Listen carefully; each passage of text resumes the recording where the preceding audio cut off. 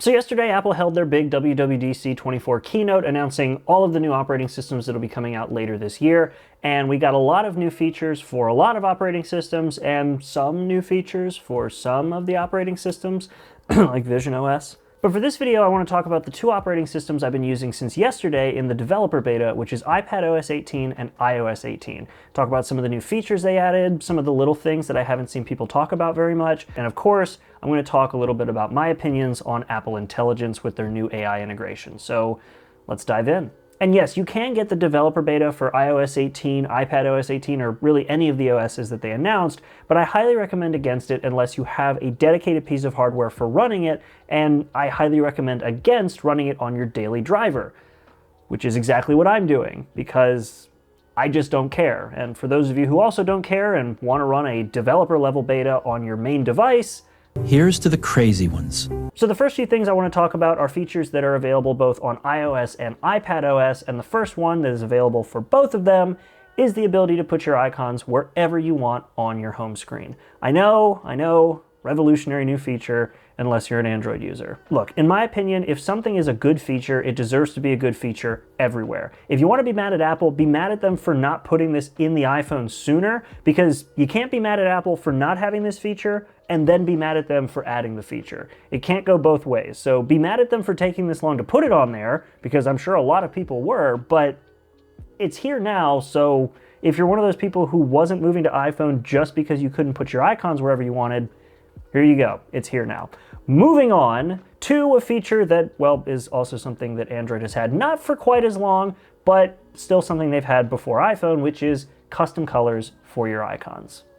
This one I actually like a little bit more because one of the things that I did genuinely enjoy when I was using my Google Pixel was Material You. Basically, you could set a wallpaper and it would pull some of the primary colors from the wallpaper and you could apply those to your icons.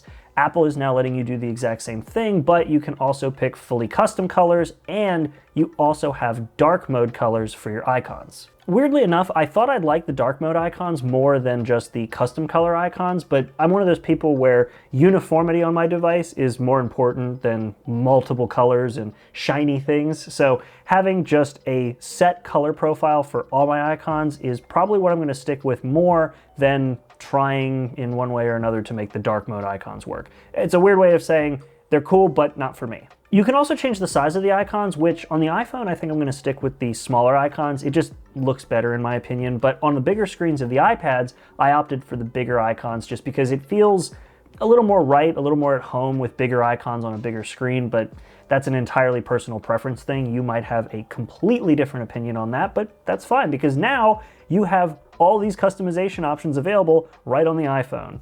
Also, I cannot wait to see people just eviscerate their home screens. Like, I tend to feel like I have a pretty good idea of what matches color-wise because I had to study it for college, but I can't wait to see people who have no concept of things like complementary colors trying to pick colors for their icons that match their wallpaper, but in reality just make it look horrendous. It is going to be amazing. I can't wait to see it.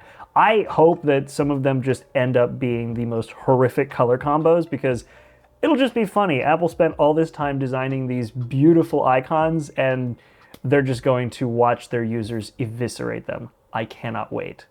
But other companies also spent money designing their icons, like YouTube or Netflix, and there's rules that these companies have that keep you from customizing the colors of their icons, and yet Apple is now just applying a tint to any icons that don't actually have this built in, which is all of them right now because we're in the developer beta. But I really hope that these companies don't try something stupid to override this. We'll see, but for right now, there are some icons that actually translate over pretty well. X translated pretty well because it's literally just a black and white icon. The rooster teeth icon, rest in peace, actually looked pretty good in other colors, ironically enough, even though the icon itself for rooster teeth looked horrendous before they shut down. But then there's other apps that just clearly don't look like they have been set up properly for this new transition.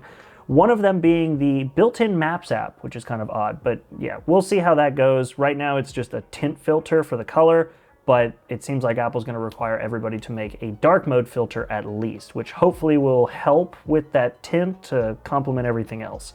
We'll see. Sticking with customization, we now have an even more customizable control center with different sections, including music, networking, home, which on a side note, I was hoping that the home app would get more updates, but they just added a couple little things like home vacuums, which is kind of interesting, like robot vacuums controlled by the home app. Whatever.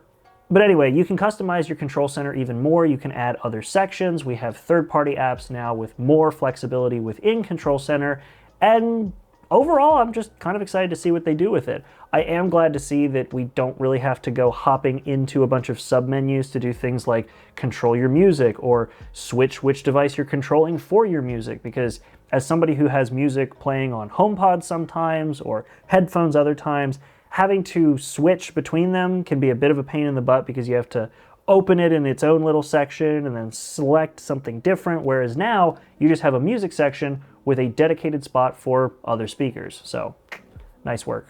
There was also an update to the Photos app, but I'm not 100% sure I like this new format, because what you have now is your list of photos all above this little section at the bottom, and when you scroll up, you get the same month, year, day selector like you had before. But when you scroll down, that's where your albums, your people, places, favorites, all of those are down below now. It's an interesting layout. It's going to take some getting used to. Like I said, I'm not 100% sure I like it, but maybe this is because they want to encourage people to use the search function that's going to be coming with Apple Intelligence later. I don't know. It's definitely really not an app that I was expecting to have a massive update for, but I guess here we are. We've got updates to messages, including RCS support, which was not actually talked about, but just put in as a little footnote at the end of that section of the keynote, which shows how little Apple actually wanted to implement it. It's just hilarious to me. But we now have the ability to add any emoji we want for reactions on messages. We also have the ability to emphasize certain words in a message instead of emphasizing the entire message. There's a couple other little things here and there that they updated, but one of the biggest things that I think is not being talked about as much is the whole satellite texting option. That was really cool for me. This is definitely something Apple's adding to hopefully make the satellite connectivity feature that they added back with the iPhone 14 a little more relevant. But for me personally, I'm really excited for this because I used to travel a lot before 2020, and I'm looking to travel a lot even here coming up in the next year or so. And I am really excited to be able to still text people, even if I'm going to an area where I know there's not going to be any cell connectivity. So it's something I'm really excited to try. I know not a lot of people really fall under that camp of this is a super useful feature, being able to text via satellite, but I'm really excited to try it out, and I'll definitely have to make some sort of short talking about it when I try it. Something people are talking about a lot with messaging, rightfully so, is the fact that you can now finally schedule text messages. And if I got to explain why this is important, you probably aren't one of the people who's excited that it's here.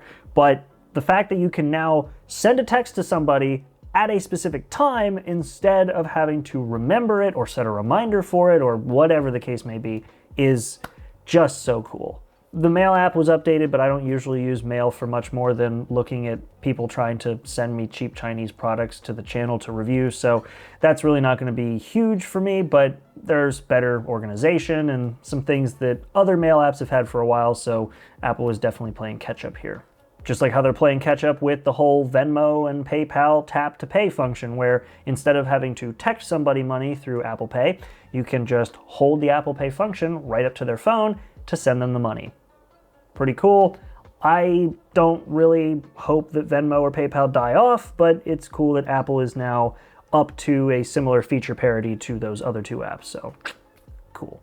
And then one little thing on the iPhone that I noticed and not a lot of people have mentioned in their feature video, because it's not really a feature, it's just sort of a little small attention to detail thing, is that when you use the side buttons of your iPhone, a little bump in appears on the side of your screen for the lock button, the action button on the iPhone 15, and the volume buttons. So just a weird thing that they added, but you know, cool, whatever.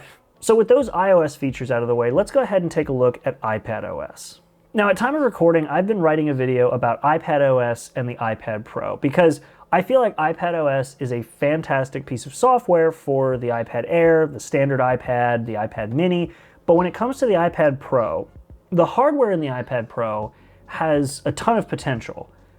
But yet, when you run iPadOS as iPadOS, no extra features for the Pro, or at least not many extra features for the Pro, it feels like that potential of the iPad Pro is on the level of Gohan at the start of Dragon Ball Super, where there's just this incredible amount of potential that's not being utilized. And Dragon Ball analogies aside, this iPad and all of the iPad Pros really have an incredible amount of power. The M2, the M1 even, on of course now the M4, which is only available within the iPad, not even available on a Mac yet, doesn't actually get fully leveraged by the operating system.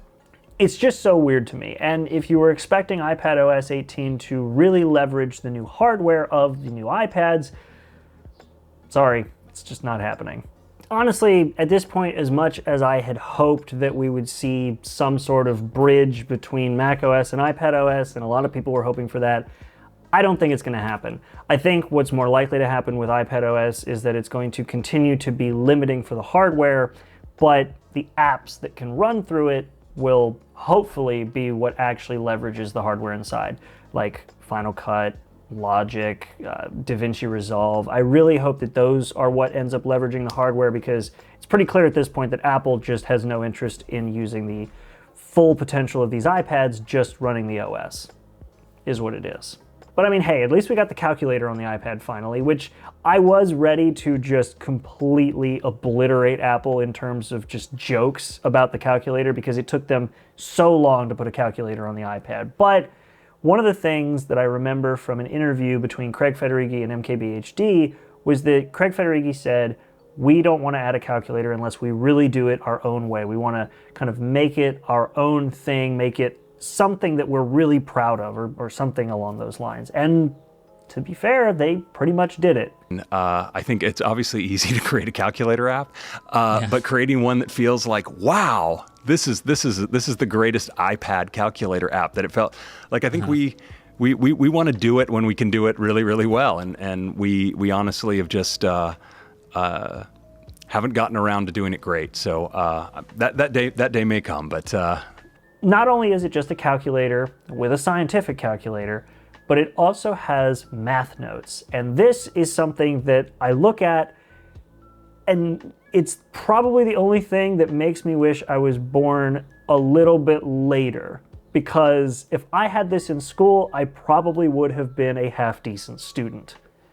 Like, you can basically write down variables, you can write down math problems, equations, all this stuff on a notes app. Basically looks like notes for the iPad, but when you finish it and you put in the equal sign, it will actually do the math for you and spit out an answer, which is so cool. And it really is something that is sort of Apple saying, hey, we're putting a calculator in, but we're not just going to do it like the iPhone calculator, which also the iPhone calculator, I believe, has a lot of these features now on the new update. But either way, it's actually kind of cool. I was playing around with it, and it seems to be pretty solid at not just figuring out the math problems, but also figuring out my god-awful handwriting and trying to imitate it, which is not something I was expecting. Speaking of handwriting, it looks like when you write with an Apple Pencil now, the iPad will actually try to clean up your handwriting a little bit, and if you add things that are going to be in a different typed style, it will try to imitate your handwriting just like it did with math notes. Now, I didn't see it do that with my handwriting, but my handwriting is basically as sloppy as a doctor's. I just don't have the education or the paycheck of a doctor. So it might work with other people's handwriting, but it definitely doesn't work with mine. Or at least maybe it's not added yet. I'm just gonna say it's not added yet and hope that's the case, and not that it just has no clue what to do with my handwriting. You also have things like live captioning now, which is something I was really a big fan of with the Google Pixel, and it's good to see it now on the iPad, because I have had more and more instances where I've found that function useful on my Google Pixel, and now having it on the iPad, which is my preferred daily carry for like a big device, I'm definitely going to use that more, so cool to see it. And then the last thing that I've been playing with on the iPad, which is also going to be on macOS Sequoia with Safari, and is also to some degree available on the iPhone, is the reader function, which we've had before, but now it does a much better job of not removing ads, which I'm sure certain companies like Google will not be happy about, but it essentially prioritizes what's on the page so you can just read what you want to and not have to scroll through big old gaps that are set there specifically for ads or whatever. But now with all of that out of the way, all of those little features and add-ons that Apple did at the beginning of the keynote, not mentioning AI once, just talking about machine learning, we get to what Apple was talking about for basically the last 45 minutes of the keynote, which was AI, which for Apple doesn't stand for artificial intelligence, even though it is AI, artificial intelligence. It is what I think is probably one of the cleverest brandings that Apple's done, which is Apple Intelligence. Essentially with Apple Intelligence, it is AI, but Apple's way of doing it. And there have been some people like Elon Musk who have been freaking out over Apple's use of AI. And I'm not a big fan of AI personally when it comes to things like AI music, AI art generation, text through AI, when people send emails and it generates the email for them. I don't really like those things. But what does interest me is what Apple was showing off with the content or intent aware functions through Siri. Being able to say something to Siri and mess up, go back, repeat yourself, fix what you were saying, and still have it figure out what you wanted instead of having to stop it, restart it, do it again. That's pretty cool, and they listed things that the AI function through Siri is supposed to be able to do coming up when I think it's supposed to drop in the fall. And I was looking at some of those things, and most of those are things that AI assistants currently either really struggle with or can't even do. And if Apple can manage to get their system to do it on the first shot, that's going to be pretty impressive. But back to what I was saying about Elon Musk freaking out about some of this stuff. Let's talk about why people, kind of rightfully so, but also not rightfully so, are getting mad about this. So first off, with this AI that Apple's using, the first way that it's going to try to process things for you is on device, which is something that Apple and other companies have done for quite a while now. The whole idea with the Tensor chip with Pixel was on-system AI acceleration. And even companies like Microsoft are doing that with their Copilot system and the Snapdragon chips that they're using. So it's not this wild out there concept for companies to have a neural accelerator or an AI accelerator, an NPU, on their chips. In fact, Apple's had it for a very long time with machine learning. And I saw something interesting with an interview between Tim Cook and iJustine, where Tim Cook mentioned that some of this AI stuff has been in their devices for a while, like fall detection or some of the features that the Apple Watch uses. So it's not out of the ordinary for on-device requests to be processed on-device. Wild concept, but it's not actually. So first things first, you ask it something and it will try to figure out if it can be done on-device. Easy as that. Nothing goes out, nothing comes back, done and dusted. It can do it on the device, it'll do it on the device. But if it can't do it on the device, it will then send it to a larger model system running on Apple Silicon through Apple's own direct servers. This is still a little sketchy for me, but it doesn't seem to be as bad as what we've had with others, because if it's going to Apple's direct servers and they are having these servers audited by third-party companies to make sure that the privacy is what they say it is, I'm a little more inclined to believe that it is actually privacy-focused. So try to do it on the device, can't do it on the device, goes to Apple's servers. Done. Now, in the event that what you ask can't be done on device and Apple's servers can't do it, you will be asked to confirm whether what you just asked can be sent to ChatGPT or not. And you can either confirm or decline what it's asking you. And from what I can tell, that seems to be per request. So anytime a request has to be sent to ChatGPT, it asks you. But this is where everybody's starting to lose their mind, especially Elon Musk, who apparently now wants to take whatever you are using from Apple, whatever Apple device you have, and check it at the door of their company and keep it in a Faraday cage. He can be the dumbest person on the planet sometimes. Here's the thing.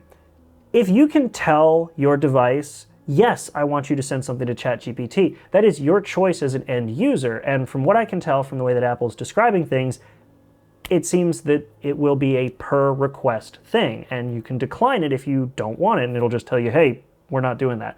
But also, if you do that and you get a response and it tells you whatever you want, it even has a disclaimer underneath of the result. So it's actively telling you, hey, this is from ChatGPT. You might want to double check it, which is some pretty sound advice because ChatGPT has pretty categorically gotten stupider as it's discovered more of the internet. So that is something to keep in mind. Either way, for the request side of things, I think that it's pretty cool the way that Apple's going about it, where some of the requests are going to be through a language model on your device, so it doesn't have to go and reach out to any servers. And the next in line is a larger model available through Apple directly. And I feel like a lot of the sort of more complicated requests that aren't quite way out there will probably end up just being handled by Apple servers. But in the event that it needs to go to ChatGPT, you have to confirm it. So I guess maybe if you think about it or have any rational processing left in your brain, you would realize that you don't actually have to lock an Apple device in a Faraday cage because it's not feeding your data to AI unless you tell it to, but I digress. Now, what I'm not a big fan of is Apple adding things like the AI-generated art for the playground or toolbox, whatever they called it that they made, and the emails, the ability to make text via AI. I already mentioned I didn't like that, but yeah, that's not something I'm a big fan of. But Apple just kind of dove in head first when it comes to generating AI art and doing the whole emails and other texts just written out by AI.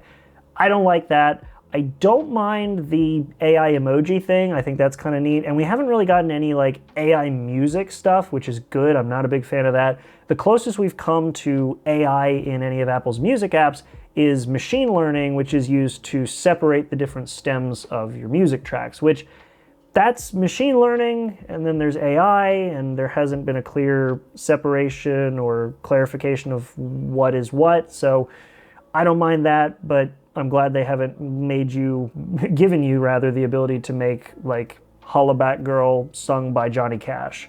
So, little things. Either way, not a huge fan of the AI art, not a huge fan of the AI generated text for emails, but maybe the assistance thing could be cool, but we'll have to see.